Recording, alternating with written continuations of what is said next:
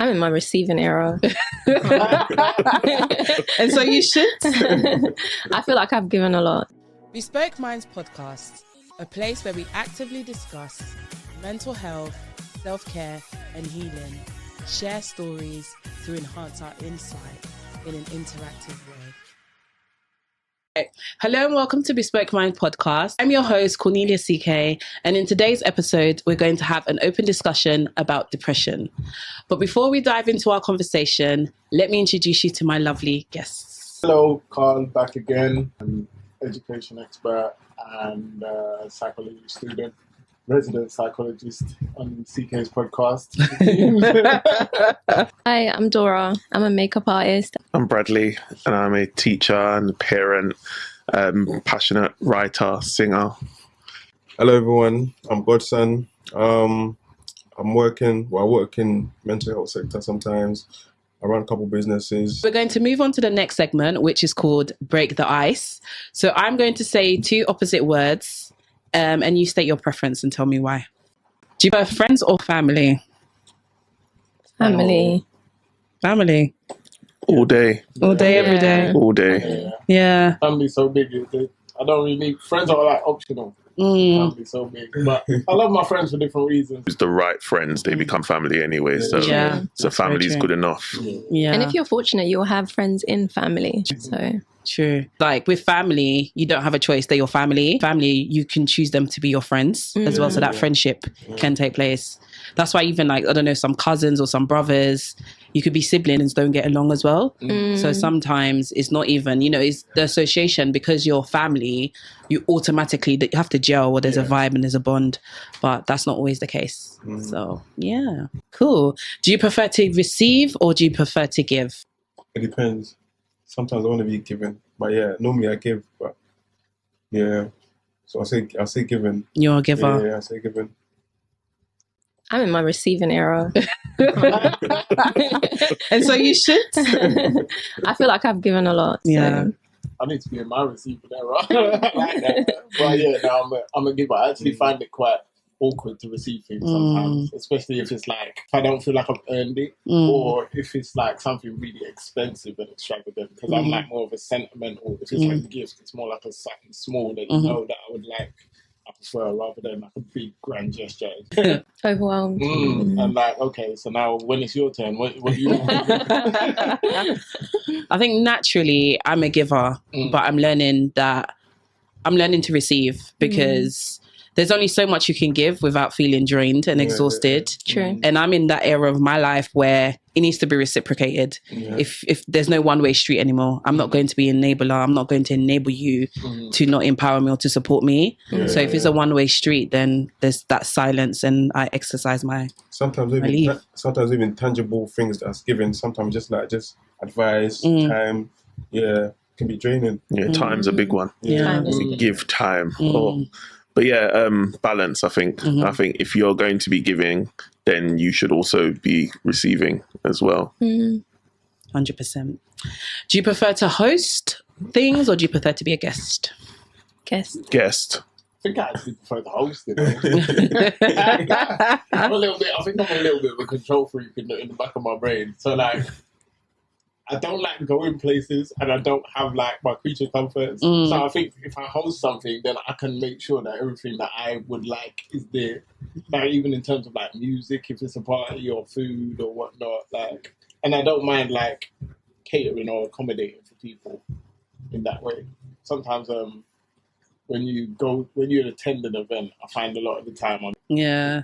That's like when it's your birthdays as well. I find that now that I'm getting older and where I have to exercise the hosting, obviously apart from this situation now that I'm a host, but sometimes in a scenario like birthdays, you can't get up and leave. People that, it's you. Like the last birthday I had, I booked a restaurant. We went there. We finished after hours. I think after midnight I was good to go, but I had some people arriving later, so I had to go until 2 a.m. But I already checked out at midnight, so I was exhausted. Yeah. So I think that might be why I like to host as well, because I'm like the last guy at the party most of the time. Oh, that's So good. like, it's fine. Like, if you show up late, I'm still ready. Most of the time when I'm hosting things, it's like all the pressure's on you. You have to make sure that you're going back and forth, making sure this person is happy, this person is good. can be a bit draining. So I think now I just wanna just relax and enjoy.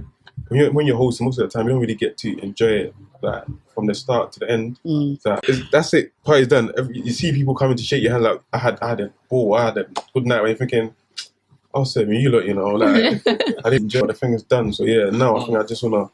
Yeah, you're not making me realise I'm a selfish host. Sometimes the thing has started and I'm free from when you said that music thing, you were like, the music I want to listen to. When you're hosting it. If I've had for the first maybe hour or so, I'll accommodate you. But after that, when I have 1-2 drinks, the whole thing. You, Carl, we have to keep up with you. by the stuff I've done, I'm telling you. What we did, I don't know. Just here for the vibe. Trust me, yeah. It's like those punch and those cocktails. Oof. Yeah. No, I have the habit of giving this one my phone after a while as well. Like, if more people are coming, I'm like, oh yeah, such and such is at the station. Yeah. My phone is pretty cool. That's a good idea, though. Delegation. So do you prefer quiet or busy environments? I prefer quiet. Prefer I like my quiet. own space. Quiet. So quiet. Yeah. I like a mixture. Same. I like to know that there is like moments where you can go and hear noise and be around people and it be kind of energetic, and then moments where it's like I don't want that. So it's good to it's always good to have balance. A balance in the Perhaps you've transitioned. Maybe during your earlier years you was quiet, and then as you get older you transition to noise, or vice versa. I've gone in and out a few times, to be fair, for a little bit of noise around me, and then now I'm going back into the whole kind of I'd rather just like be in a room and everybody just be calm and we have like conversation and everything's like nice, rather than being a party and the speakers like in your ear. But there was a stage in time where that was appealing. Do you think people avoid silence because they're not comfortable within themselves? Would you say? A lot of people struggle to be in a quiet environment. I think some people actually want validation as well, so they enjoy like having conversations and being heard and being seen. But some people might also be shy, so they might prefer the quiet. So there's the introverts and introverts and extroverts. So some people, that's just their character. That's just them. Yeah. But what you said, brother, you do need a balance, because there's times where you can't always be like with your own space. You need to, just be around other people. Just get that. Even mentally, it's good for you mentally. It is.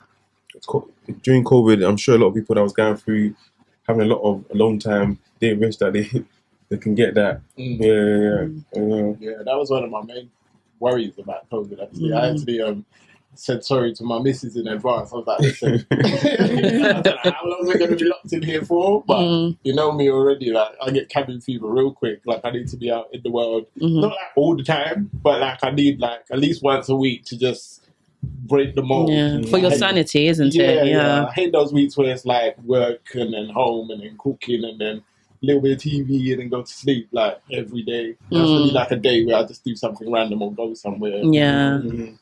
No, I can relate to that too, because one of the things that's kept me, self-care is fundamental and is crucial, and I'm an advocate and an ambassador for self-care, just like mental health.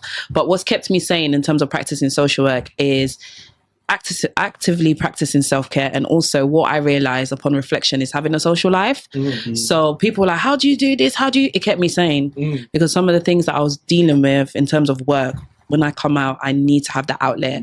So having a social life and interacting with other people in a different way kept me sane, and that's what maintained my sanity. So I saw the importance of that. Sometimes it's nice to just hear the same. Sometimes you get trapped in your own brain about things, and then you think that you're the only one going through that stress. And then when you get into a circle of people, you realize that everybody's going through this. Everybody feels like this. So it's not something strange or alien. 100%. Any more comments? I love that. Okay, so we're going to move on to the next segment, which is called Moments of Truths, which is, have you ever questions? So the first question is, have you ever been unemployed? Yeah. No. I actually, hold on, I think about it. I've been working since I was 14.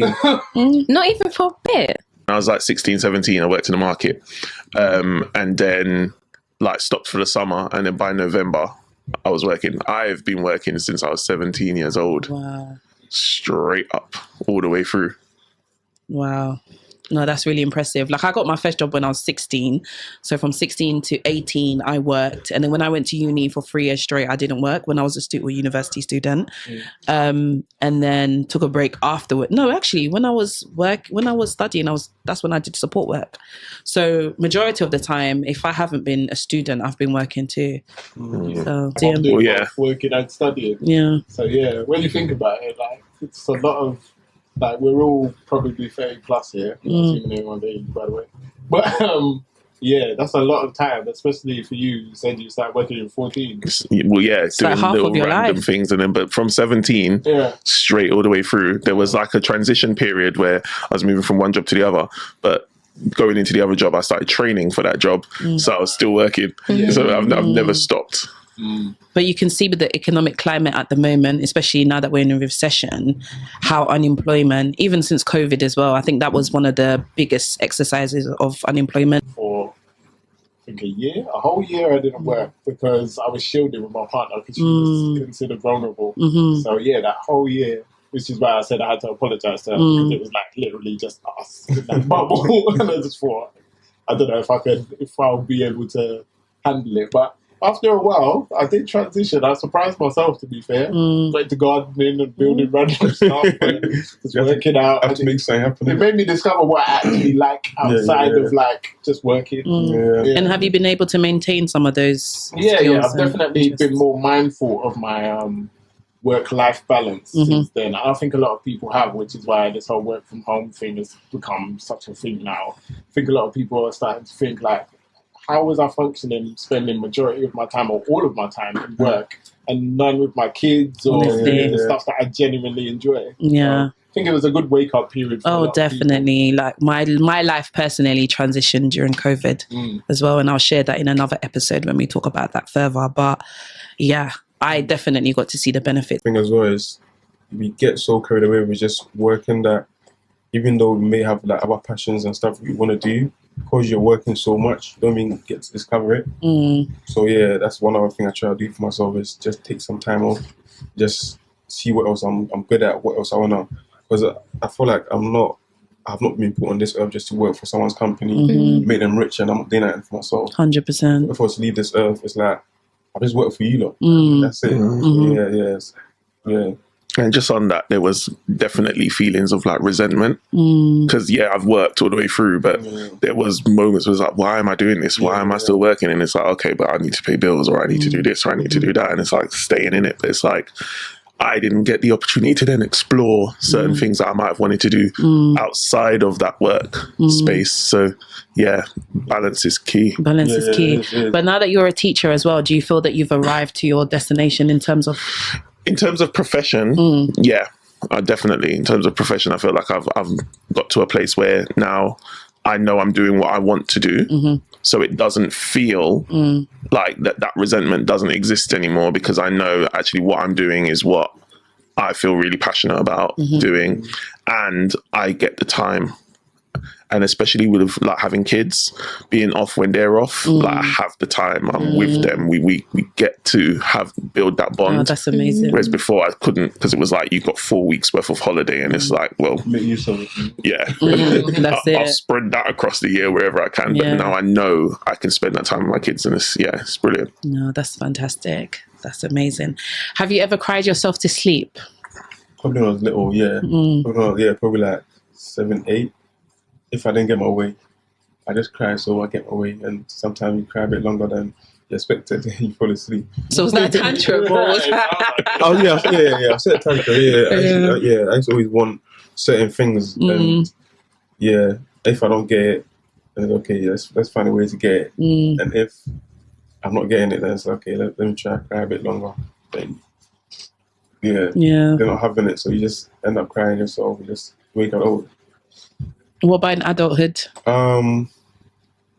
I feel like I've gone a bit more tougher. Like even when family members pass away, like I don't cry like that. I don't know, but it's just my way of coping with things. It's like I just so I've seen it happen, and I just feel like I'm used to a lot of things. get a bit numb to it. I've been seeing family pass away from a young age. I've been close to all of that. So I'm not actually telling that my uncle and one of our family member passed away. That it's like, all I can just think about is the bond, the relationship we had. So it's like I couldn't help it. Like, I see them not being there anymore just brought me like I did cry. Yeah. Not to sleep, but but it's again, it's absolutely okay and normal to cry. I think probably, I don't know, we're all going to go around. I think collectively we've got experience of crying, maybe not crying ourselves to sleep, but we've got some experiences on crying, I'm sure. I mean, with me, it's never. Sometimes I wish I could cry more. I feel like that would be a better outlet. But what I tend to do when I feel something deeply is I become an introvert because I'm naturally quite extroverted. But I become severely introverted and I go quiet and I just feel numb for that point in time. So at that stage in time, it would be nice to cry because it's an outlet, it's a relief. But like I just feel so pent up when I get into those stages that, I just find myself kind of allowing myself to just kind of get hit by the wave of small depression until I can kind of reach my point where I can kind of escape it. So I always kind of describe it like kind of like being in open water, being in the ocean, and you just have to kind of let the waves lap over you. Because if I try to control it, which I did try to do in the past, and try to kind of force my way out of the depressive stint that I was in, then I'd find that I'd be drowning a lot easier. Whereas then if you allow yourself to just feel the waves of emotion, then I find it easier to kind of navigate my way through it. Yeah, no, my experience when I went through my heartbreak, I think that's when there were situations where I didn't cry myself to sleep, but I'll be crying. Or sometimes, I think there was a situation where I think I actually woke up my daughter because through my cries. And at that point I was just like, I can't be doing this. I need to find another way because this is not effective, this is not okay. And the impact of that, and it even got to the stage where there was times like she used to remember, oh, mummy's crying and stuff like that and stuff. And that was like because I briefly went into a short period of depression, I think for like a 2-month period, and at the time I didn't even realize I was depressed. You wouldn't know. I didn't even realize I was depressed. But then it's funny because I had so many of the signs as well, but wasn't clinically diagnosed or anything like that, but one thing was self-neglect. I think was my biggest issue, because like when I had friends and family coming around, especially my mum, one day she pulled me up, she's like, what's going on here? And like, what's going on with the state of the house? And I think that was my alarm bell. I thought, what's going on with the state of the house? Like, why is my house a mess? Like it was tidy, but it was just dusty. She was like, no. And then so I snapped out. I was like, and that's when I realized, and for me, I was kind of blindsided by it because it's something that I'm very aware of, and I've been exposed to mental health for a very long time, being a support worker, mental health social worker. But when it happened to me, the way it presented itself was very different. So and that's the thing, it does present very differently for different people, and there's a lot of different connotations as to how or why it would present in that way.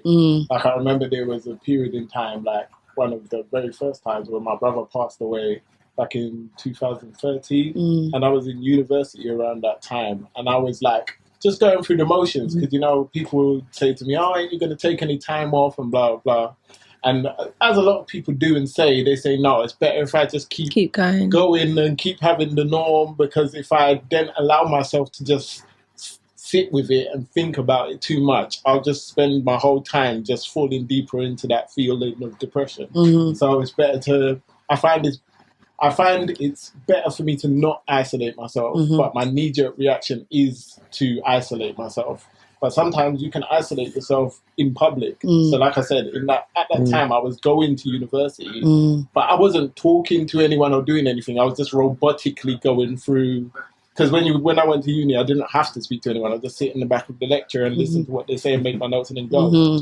And then I only realized that I was like really depressed when like I realized, I think I was looking in the mirror at one stage in time, And then I said something to myself in the mirror, and I realized that I hadn't heard my own voice in like 2 or 3 days. I hadn't uttered a word. So yeah, it can present very strangely. It can. Yeah. And just touching from that as well. So it seems like in your experience, your outlet was going to university, business as usual. Let me carry on. Yeah. Let me maintain some normality. I think for me as well, at the time when I was going through my breakup, the new beginning was I was starting a new job. Yeah.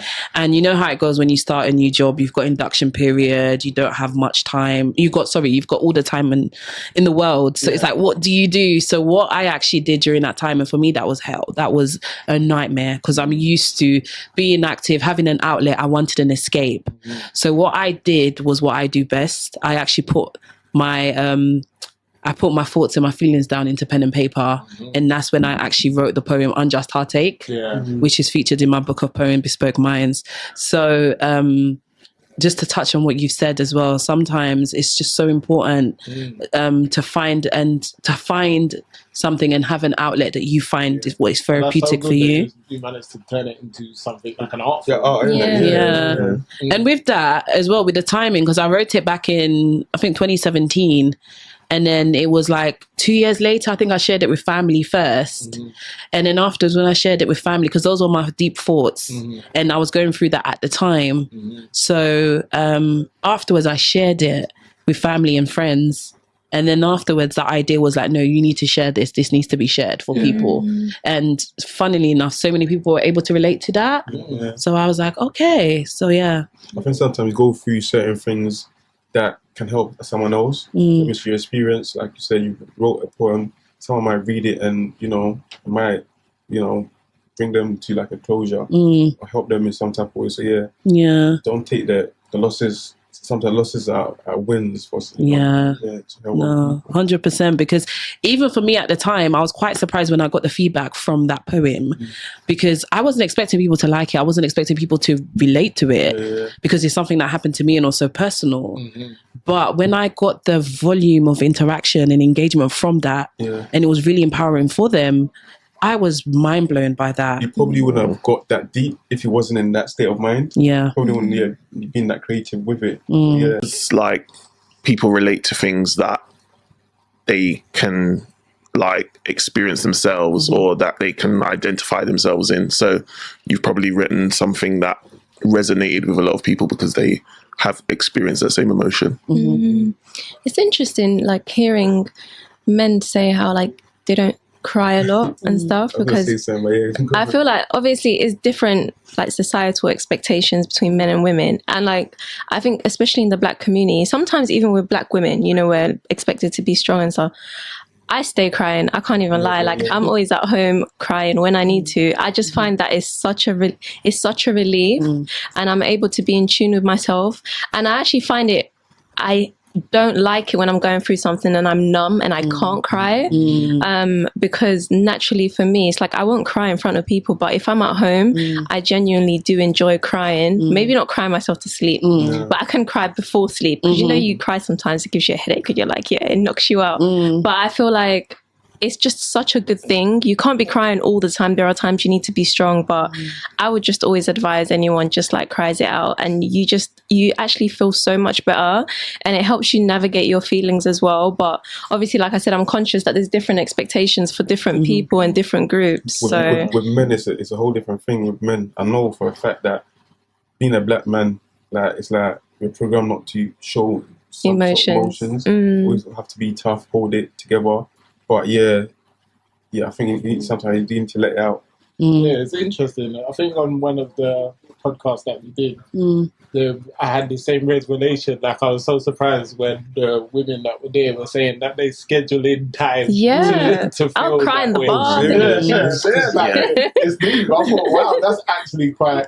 Like you schedule, it's kind of self-care when you think about it. And you know what? Sometimes it's like, if I find I can't cry, I'll like call my older sister Trish, and sometimes it's like something someone will say will like trigger that emotion, and it's good. She'll say something, and she'll like, someone will like validate you. They'll validate your feelings, because sometimes you'll be thinking, maybe I'm overthinking, maybe I should be strong. Then you speak to someone and they validate what you're thinking and tell you, no, you actually have a right to be upset, and you just like.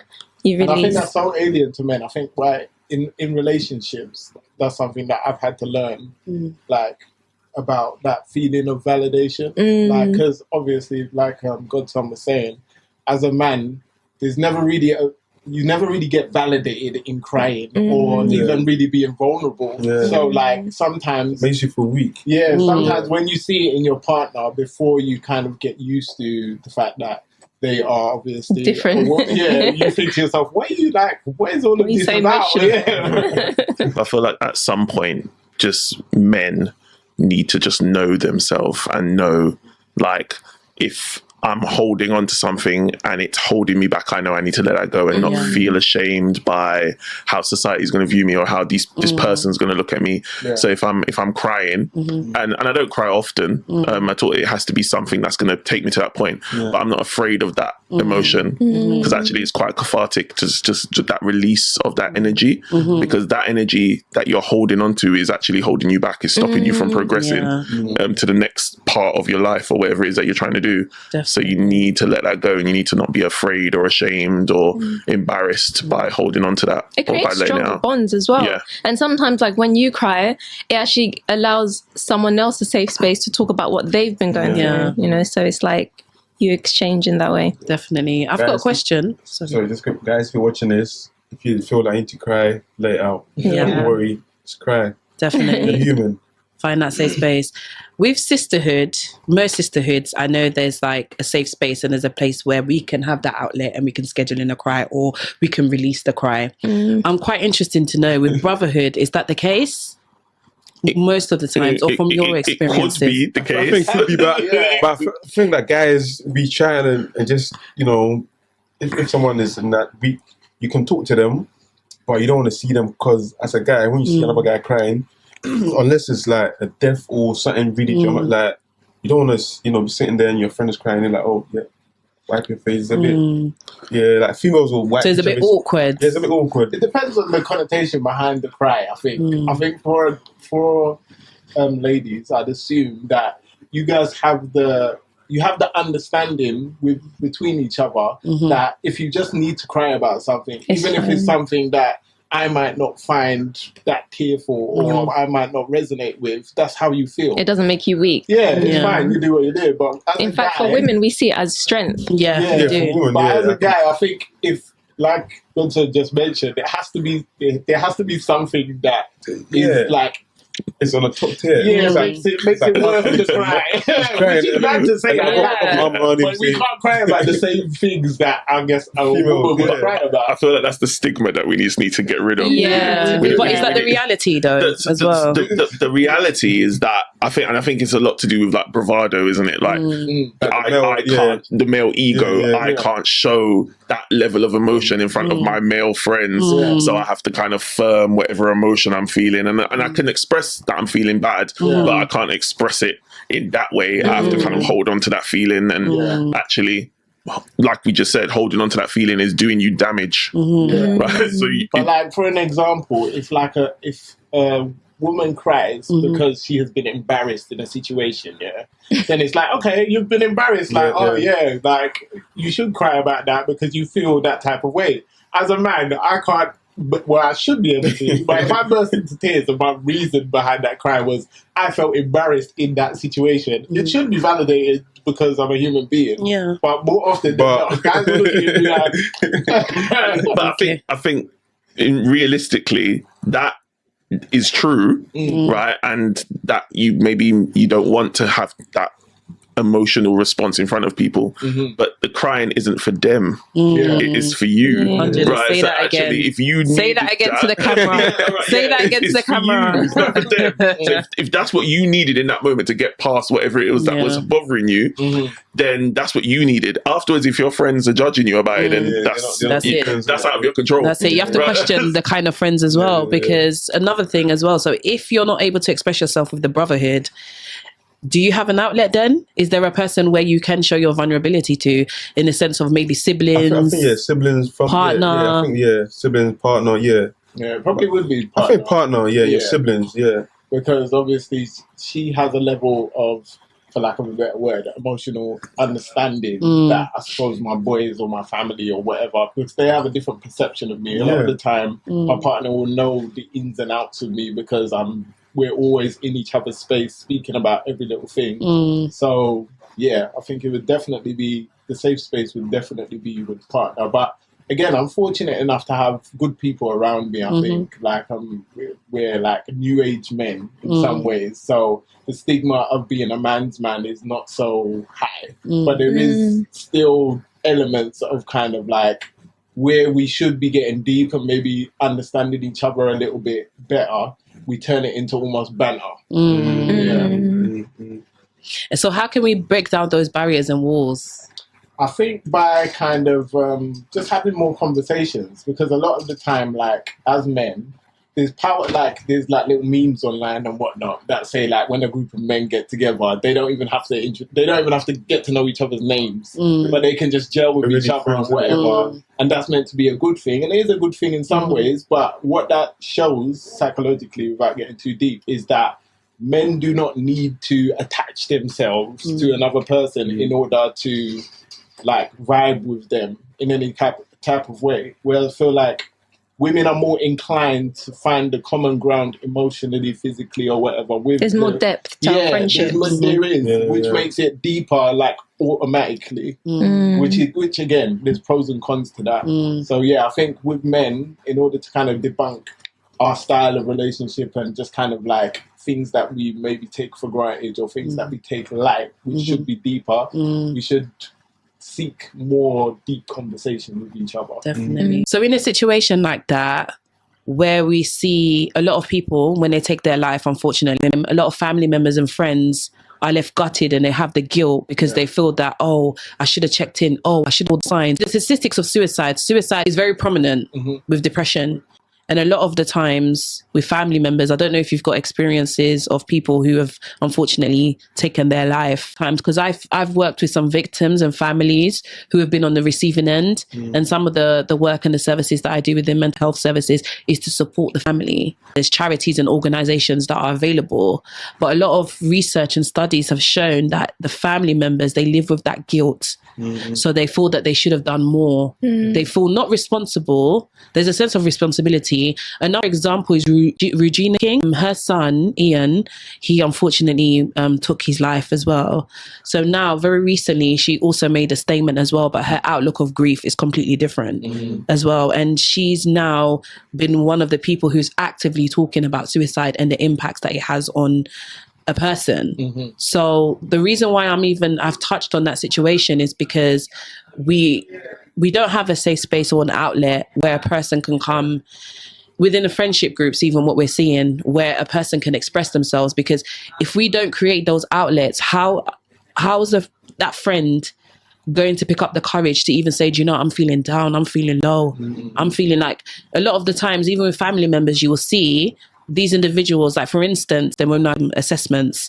You would see some of their clinical history. A lot of the time, some of their presentation, they refer to the GP. They're not leaving the house too late. They've socially isolated themselves from family members. Their mood is low. They don't sleep. They don't have appetites. So sometimes family and friends, we can miss the early warning signs. So what I'm really trying to emphasize here is that it's really important that we get it right, because sometimes the conversations, simple conversations, we don't know, it could be the last one for the person. How do we make it easier to be able to open up when we're depressed? I find that it's easier when like you lead with example and not just checking in on people, but also reaching out to people when you need help. Do you know what I mean? Like creating those type of bonds or those type of relationships where you can tell someone, actually, you know what, like I'm really going through it. Like I've been down. And because I find that if someone tells me something about themselves, I'm likely to reciprocate and be like, oh my God, yeah, like I've really been struggling as well. So I feel like some of the easiest ways to do it, because you can't force someone to tell you something. Even if you sense that someone's depressed or someone's down, it's really hard to get them to open up. But I feel like if if you tell them things that you're going through and you're able to show your vulnerability, it's easier. It makes it slightly easier for them to show theirs. Like it kind of like brings their walls down, and they're not like holding on to it as much. Yeah, no, that's a very good point that you've made as well. Like in a sense of even going back on my personal experience when I went through that short period, sometimes for a person it's new. Often at time, depression is a new experience for the person. They don't know. They don't recognize it. They're going through it. They're learning it. So a lot of the times as well, some people, they hear voices too. So when they're hearing voices and they're going through various symptoms that they're going through as part of their depressive state, they become, it's very easy for a person who's going through depression to isolate themselves. In a negative voices, or like psychosis type of thing? Sometimes it's both. Okay. Sometimes it could be their own voice and sometimes it's external voices too. So during that time, what we often find is they isolate themselves, even from family members, even from loved ones, even from friends. So you would see a decline and a change in the relationship. Perhaps they used to come out and eat. They're just in the room. So a family member, mother, could maybe see their son's not active, not doing an activity. Oh, he's always in the room. They normalize it. Oh, he's always in the room. Oh yeah, he's always doing that. Oh, he's always doing this. Oh, you're lazy. A lot of the time, the misconception is people are lazy, the lack of understanding, or sometimes there's a lot of households, which is very, very unfortunate. And there's lots of situations where the young person, they don't have, the family are there, but they don't know what's going on. So even with I was going to say brethren, even some of their friends, like a lot of, like some black young men that I work with, you would see the families involved. And a lot of the time, as professionals, I know Bradley's got a few things to say, he's nodding his head. As professionals, they've got this thing where they don't want us to tell their family because they don't identify their family as a positive factor or help because of the lack of understanding, and they don't recognize the deterioration. So what I'm really trying to emphasize on is sometimes the early morning signs, like when you notice any change. So for the average person who's going through depression, they find it difficult to speak. So this is where I would always advise family members, loved ones, don't give up, keep going, keep talking, because eventually they will have that safe space. And once, maybe when they access service, if they have the ability to, because there's a lot of statistics that show, especially a lot of black men, they access service in crisis point. Men in general, they access services, mental health services at crisis point. In comparison to us women, we get early intervention.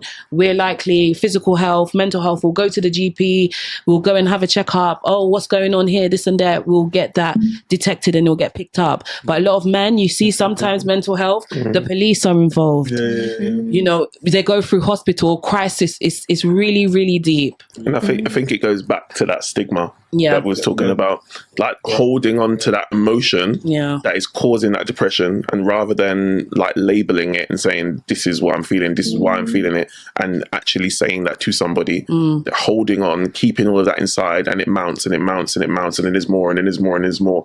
And then you get to that crisis point that you're speaking of. And actually by that point, right, for some people it's too much, and actually they've gone too far. Whereas actually if they had said something earlier, and that takes bravery. It does. No one is just gonna outwardly say, I'm feeling depressed and this is why. Right, that has to be kind of pulled out of them in most cases. But as men, there is that stigma that still exists, that actually I have to kind of suppress my feelings. I have to hide that feeling because actually I'm not a man if I'm expressing it, or I'm not a man if I'm showing that emotion. And then therefore they get to that point where actually help could have been given to them so much sooner. To go back to, again, that I feel like a big part of helping that is, as men in particular, making sure that you create a narrative that is deeper than just surface level. Because a lot of the time, we don't really genuinely even ask each other, how are you? Like how are you doing? You know what I mean? And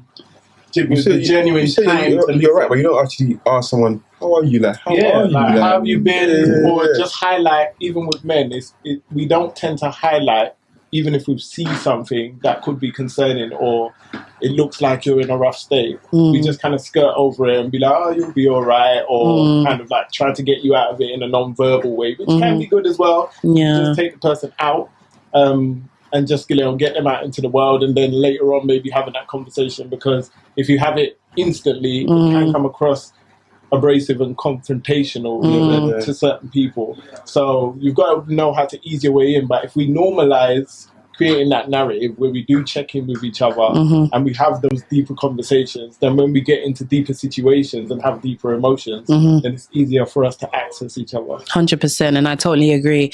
And just to end on that point as well, I would strongly recommend use of language, because language and terminology, it could be a barrier and it can also be door. Culture has modernized a lot of words. Oh, you're moving mad. Oh, you're nuts. Oh, you're crazy. Oh, you're psychotic. Those are harmful languages that we really need to be mindful of. That's what I was going to touch on as well, because I want to obviously help someone, but you don't know how they're going to take it. Like, whatever you say, they might take it the wrong way, then it's just mess up the whole thing. So you just kind of, are you okay? And just kind of brush it. Yeah.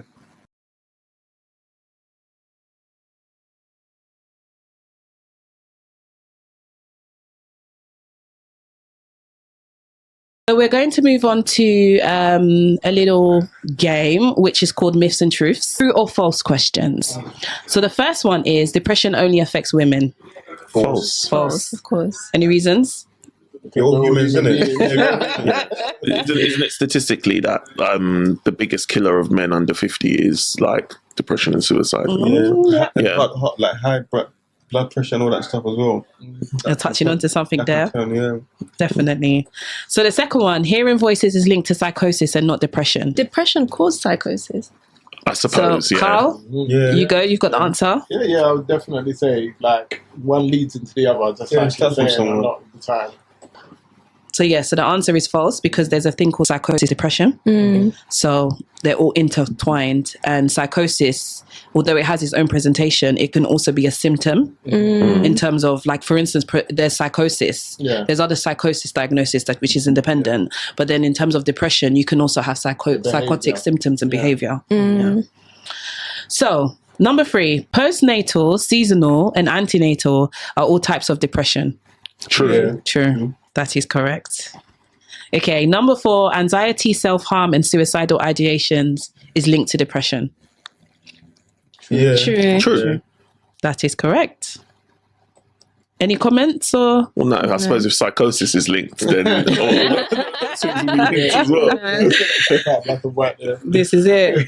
Number 5, children and young people do not experience depression. False. False. Yeah. I would argue that sometimes, especially the children and young people that I work with, I work directly with the most vulnerable kids in some ways, because my students usually need wellness or some kind of counselling, and sometimes they have special educational needs as well, so ADHD, they've got autism spectrum disorder and those kind of things, which don't necessarily mean that they're a depressive person in any vein, or mean that they have any kind of mental health aside from their education, where they would need assistance.